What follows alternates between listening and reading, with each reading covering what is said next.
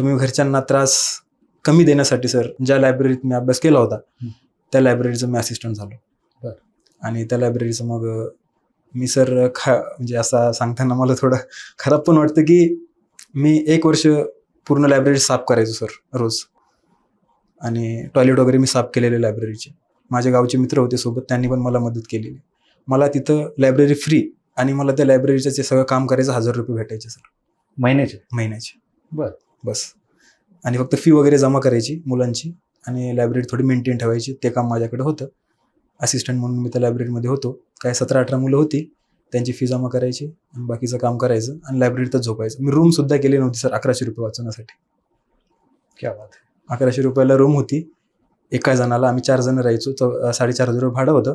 पण त्यावेळेस म्हणजे घरून थोडी परिस्थिती बिकट असल्याने आणि काही काम नसल्याने, कारण सर शेतकरी असल्याने आईवडिलांनी फक्त काही जे आपलं खरीप हंगाम आहे तोच येतो.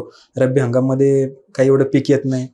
आणि एवढं सर म्हणजे सिंचन सुविधा नव्हती ना, तर धरणातून इकडून तिकडून नदीतून पाणी घेऊन जेवढं पिकतं तेवढं पिकायचं. त्याच्यामध्ये पण काय घरचंच भागायचं, नाही तर माझं काय भागणार आहे. बरोबर.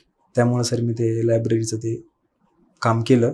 त्याचे मला 1000-1500 भेटायचे आणि घरून 2-2500 यायचे, ज्याचे मी मेस लावायचो. 2022 रुपये मेस होती माझी तेव्हा. अच्छा.